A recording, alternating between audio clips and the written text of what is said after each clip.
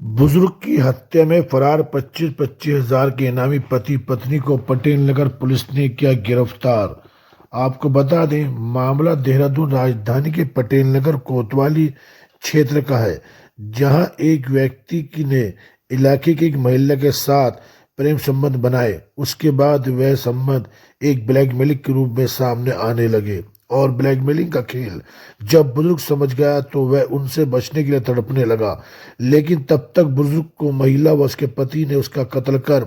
उसकी शव के टुकड़े टुकड़े करने के बाद थैलों में बांध कर उसे नहर में फेंक दिया।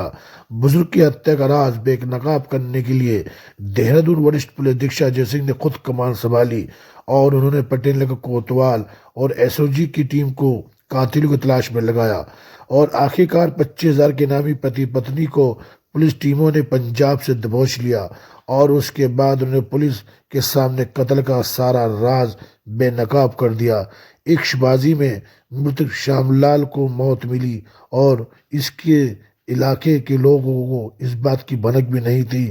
कि श्यामलाल दो बेटियों का बाप होने के बावजूद एक महिला के प्रेम में इतना लीन हो गया था कि उसे इश्कबाजी में मौत मिली। क्या है पूरा मामला, देखिए लाइव टूडे न्यूज़ 24 पर वरिष्ठ पुलिस अधीक्षक अजय सिंह ने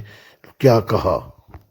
7 तारीख को निधि जी हैं जिनके द्वारा अपने पिताजी की गुमशुदगी दर्ज कराई गई थी और इस दौरान गुमशुदगी की जांच में कुछ संदिग्ध चीजें प्रकाश में आई इन्वेस्टिगेशन में, तो उसके बाद उस गुमशुदगी को अपहरण में तरमीम कर दिया गया। चूंकि जो गुमशुदा थे श्री श्यामलाल जी, वो 80 साल के करीब थे और वो मोटरसाइकिल पर गए थे। उनकी मोटरसाइकिल लावारिस हालत में मिली, जिस पर उनकी नंबर प्लेट भी वहां से हटी हुई थी। इन सबको देखते हुए स्पेशल टीम का गठन करके उनकी तलाश में लगाया गया। जो भी नंबर से विक्टिम के साथ जुड़े हुए थे या अन्य लोग उनके संपर्क में थे, उनके बारे में छानबीन की गई। तो इसमें 2 लोग संदिग्ध प्रकाश में आए, जिसमें एक अजय करके और एक धनराज करके 2 नाम इस पर आए थे, जो लगातार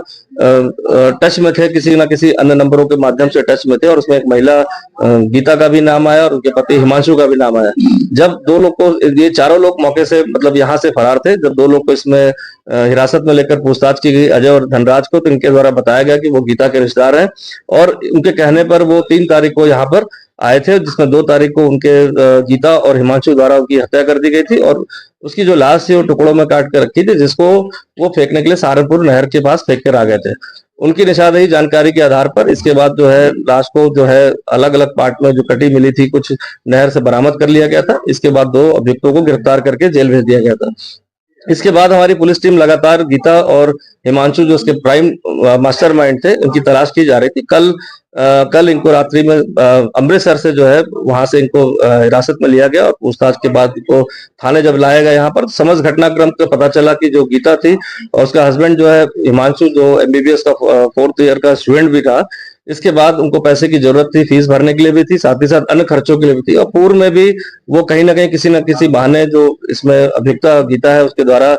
श्री श्यामलाल जी से विभिन्न तरह से पैसे भी लिए गए थे और एक षड्यंत्र के तहत एक किराए पे कमरा लेकर उनको कहीं अश्लील कुछ बनाने का इनका एक मोटिव था कि अश्लील कोई वीडियो या फोटो बनाने के बाद उनको ब्लैकमेल करके और पैसे लिए जाएंगे। लेकिन श्री श्यामलाल जी द्वारा इसका जब विरोध किया गया तो उन्होंने गला दबाकर इसकी हत्या कर दी और इसके बाद 1 दिन तक उस बॉडी को अपने घर पे रखा और उसको विभिन्न जो औजार होते हैं, चाकू वगैरह से विभिन्न